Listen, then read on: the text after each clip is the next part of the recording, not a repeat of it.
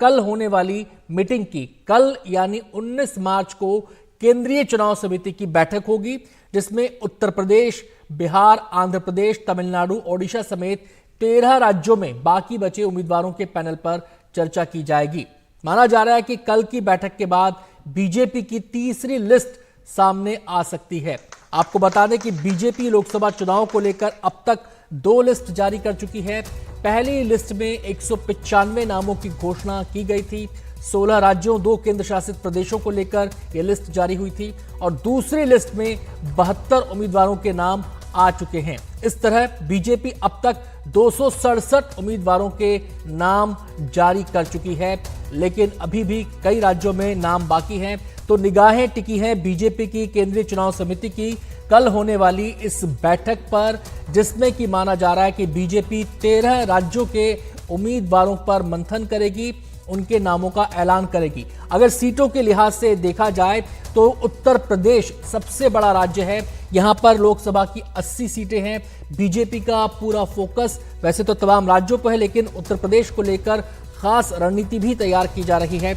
आपको बताएं कि 80 में से 51 सीटों पर बीजेपी अपने उम्मीदवारों का ऐलान कर चुकी है। 51 नाम जारी हो चुके हैं उत्तर प्रदेश के, और बाकी बचे नामों को लेकर माना जा रहा है कि तीसरी लिस्ट में मंथन होगा और उनके नाम जारी हो सकते हैं। इसके अलावा मध्य प्रदेश एक ऐसा राज्य है जहां पर बीजेपी ने शानदार परफॉर्मेंस दी थी। 2019 के चुनाव में 28 लोकसभा सीटें जीती थी, 1 सीट कांग्रेस की झोली में गई थी, और यहां पर मध्य प्रदेश के लिए बीजेपी अपने तमाम उम्मीदवारों के नामों का ऐलान कर चुकी है। तो ये पूरा लब्बो-लुबाब है, समीकरण है इस समय। इस बार के चुनाव में दक्षिण को लेकर भी बीजेपी ने खास रणनीति अपनाई है। पीएम धुआंधार प्रचार दक्षिण के राज्यों में कर रहे हैं, 5 दिन के दक्षिण के दौरे पर हैं। कोशिश यही है कि न केवल उत्तर भारत में, न केवल हिंदी बेल्ट में, बल्कि दक्षिण के राज्यों में भी बीजेपी अपना परचम लहराए। वैसे अगर 2019 के चुनाव की हम बात करें तो बीजेपी ने 2019 में कर्नाटक में शानदार प्रदर्शन किया था।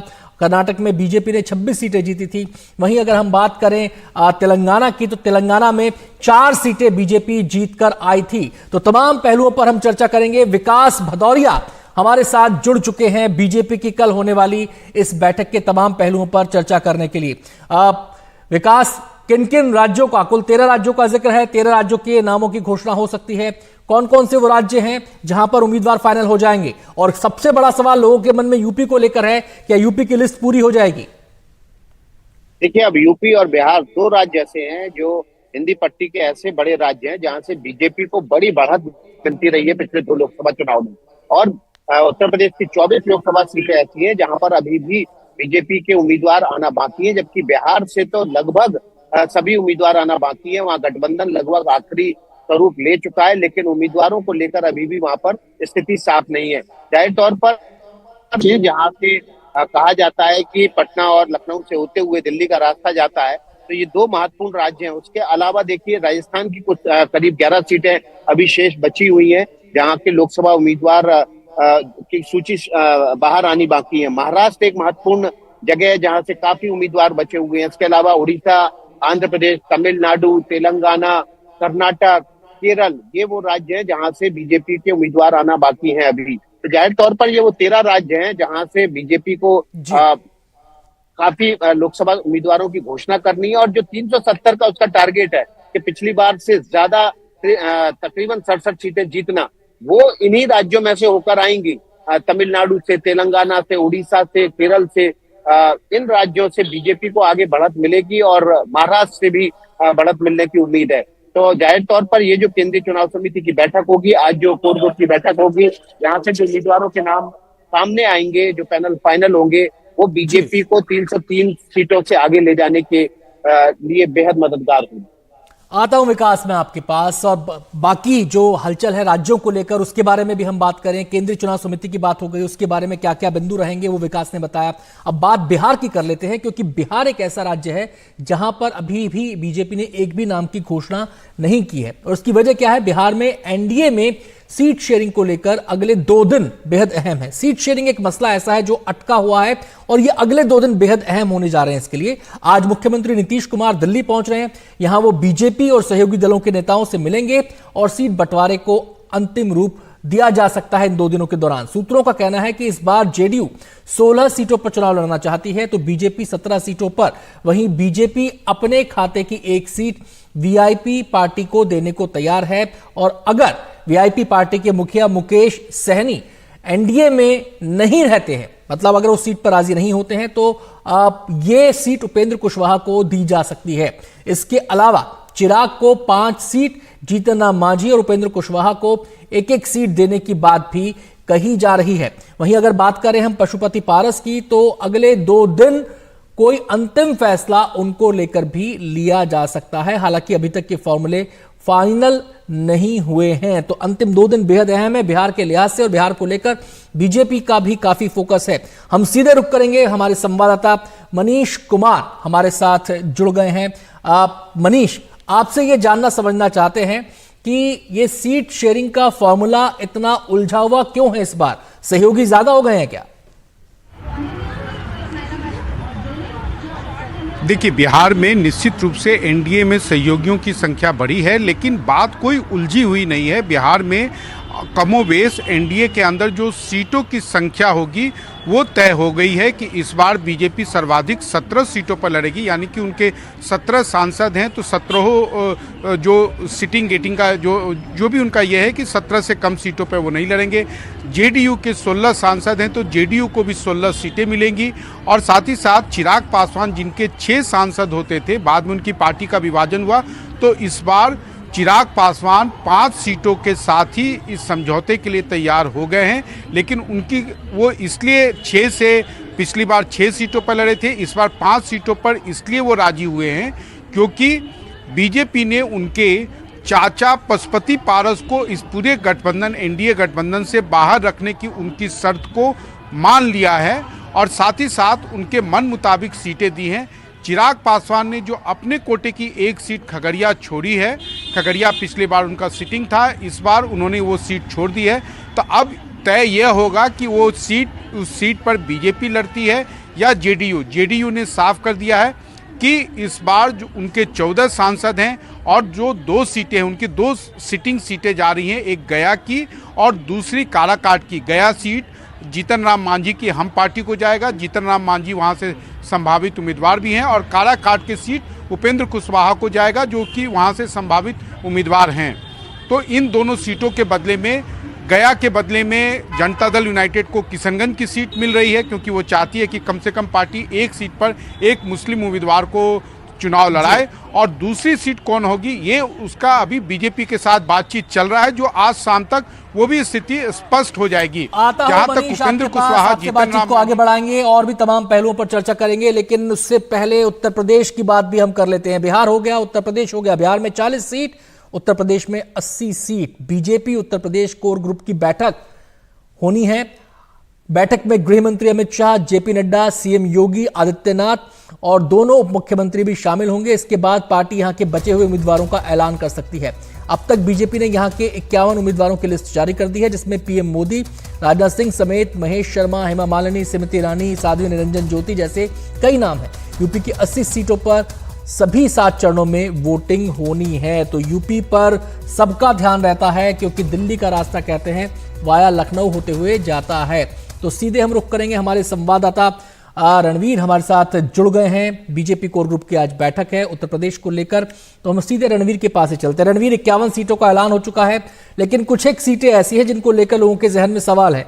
गाजियाबाद हो गया, पीलीभीत हो गया, सुल्तानपुर हो गया, कुछ ऐसी सीटें हैं जिनको लेकर है कि क्या मंथन बीजेपी में चल रहा है। आज जो कोर ग्रुप की बैठक होने वाली है उसके बाद क्या स्थितियां साफ हो जाएंगी?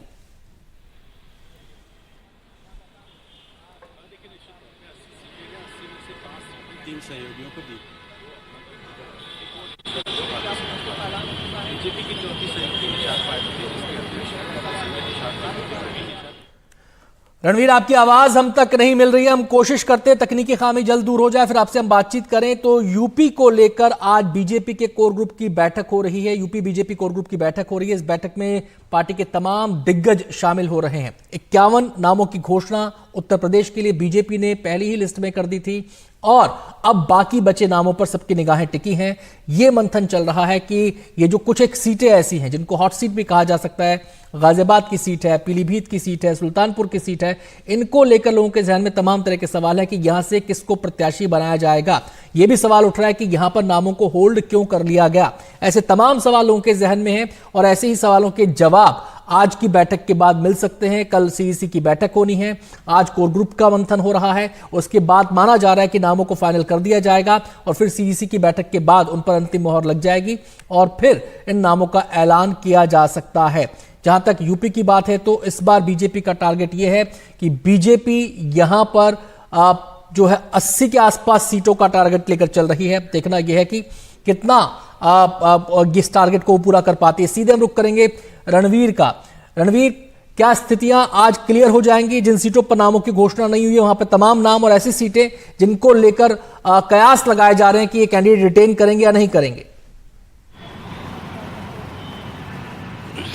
देखिए, मुख्यमंत्री योगी आदित्यनाथ, प्रदेश प्रभारी, प्रदेश अध्यक्ष और 2 डिप्टी सीएम, ये कोर ग्रुप की बैठक आज दिल्ली में होगी और यूपी की 80 सीटों में से बीजेपी ने 5 सीटें सहयोगियों को दी हैं। 2 अपना दल को, 2 आरएलडी को और 1 सुभाषपा को। निषाद पार्टी भी बीजेपी की सहयोगी है, जिसके अध्यक्ष डॉक्टर संजय निषाद के बेटे प्रवीण निषाद एक बार फिर बीजेपी के सिंबल पर लड़ेंगे और उनका ऐलान हो चुका है। अब बची 75 में से 51 का अनाउंसमेंट हो गया। 24 सीटें बची हैं जिन पर अभी नाम फाइनल करने, उसको लेके कोर ग्रुप की बैठक है। कोर ग्रुप में जो तय होगा, ये नाम भेजे जाएंगे चुनाव समिति को और जब चुनाव समिति की बैठक होगी तो माना जा रहा है कि इन 24 सीटों पर बीजेपी अपने प्रत्याशी उतार सकती है। जो 51 प्रत्याशी अभी तक बीजेपी ने उतारे हैं उनमें 45 सीटिंग सांसद हैं, उनमें से किसी का भी टिकट नहीं काटा गया है। जो 6 सीटें और हैं वो उन सीटों पर है जहां बीजेपी हारी थी, वहां पे प्रत्याशी दिए हैं। अब जो 24 सीटें बची जिस पे नाम की घोषणा करनी है, उसमें प्रमुख सीटें कौन सी हैं? कैसरगंज, बृजभूषण शरण सिंह विवादित रहे हैं, उनका टिकट उनको मिलेगा या नहीं मिलेगा इस पर संशय है। मेनका गांधी और वरुण गांधी, ये 2 जो प्रत्याशी हैं उनका टिकट भी अनाउंस नहीं हुआ। सुल्तानपुर से मेनका गांधी, पीलीभीत से वरुण गांधी।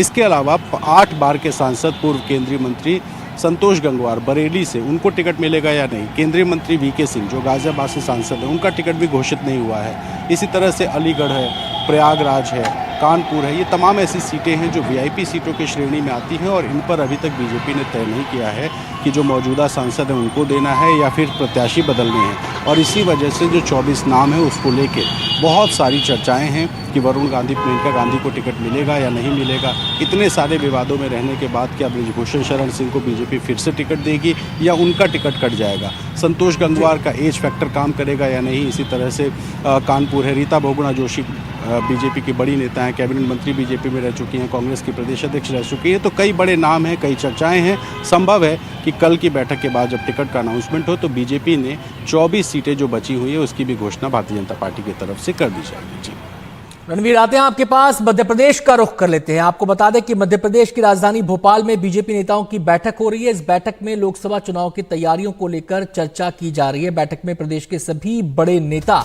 शामिल हैं। आपको बताएं कि मध्य प्रदेश में बीजेपी का स्ट्राइक रेट बेहतरीन रहा है। पिछले लोकसभा चुनाव की बात करें तो यहां पर 29 में से 28 सीटें बीजेपी ने जीत ली थी। 1 सीट पर कांग्रेस का कब्जा था और वो सीट थी छिंदवाड़ा की और बीजेपी इस बार प्रयास कर रही है कि इस सीट को भी अपनी झोली में लाया जाए। और जहां तक उम्मीदवारों के नाम है तो यहां पर तमाम सीटों के लिए यानी कि 29 की 29 सीटों के लिए बीजेपी ने उम्मीदवारों के नामों का ऐलान कर दिया है। अमृतांशी हमारे साथ इस समय जुड़ गई हैं तमाम पहलुओं पर बातचीत करने के लिए। अमृतांशी, 28 तो पिछली बार जीत ली थी, इस बार 29 का टारगेट है। छिंदवाड़ा एक ऐसी सीट है जिसको लेकर क्या कोई विशेष मंथन, क्या कोई विशेष रणनीति अपनाई जा रही है? क्योंकि ऐसा लग रहा है कि पार्टी इस बार वहां पर पूरी ताकत झोंकने जा रही है छिंदवाड़ा को भी अपनी झोली में लाने के लिए। बिल्कुल, देखिए 2014 में 27 सीटें बीजेपी को मिली थी लोकसभा चुनावों में। 2019 में 28 सीटें मिली हैं और 1 सीट बच गई है, उसमें छिंदवाड़ा। और आज बीजेपी कार्यालय में ही फिलहाल हम मौजूद हैं और यहाँ पर छिंदवाड़ा को लेकर मुख्य मंथन चल रहा है। मुख्यमंत्री मोहन यादव से लेकर प्रदेश अध्यक्ष वीडी शर्मा, तमाम जो दिग्गज नेता हैं वो अंदर मौजूद हैं और छिंदवाड़ा को लेकर अलग रणनीति बनाई जा रही है। क्योंकि देखिए छिंदवाड़ा बीजेपी के लिए वो अभेद किला हो गया है, जहाँ पर कमलनाथ हैं और वहाँ पर उनको खुद को कमल खिलाना है और इस सीट अपने हिस्से में लेकर लेकर आनी है। छिंदवाड़ा को लेकर देखिए बीजेपी इस बार अलग रणनीति अपना रही है। हालांकि कई दफे कमलनाथ के सामने हार चुके, नकुलनाथ के सामने हार चुके बंटी साहू को दोबारा से छिंदवाड़ा से टिकट दे दिया गया है, लेकिन बंटी साहू पूरी तरह कॉन्फिडेंट है। उनको भरोसा है कि मोदी के चेहरे पर जीत जरूर मिलेगी और इस बार 29 की 29 सीटें बीजेपी की झोली में आएगी। फिलहाल बीजेपी छिंदवाड़ा, सीधी, मंडला, बालाघाट इन 4 लोकसभाओं को लेकर यहां पर मंथन कर रही है।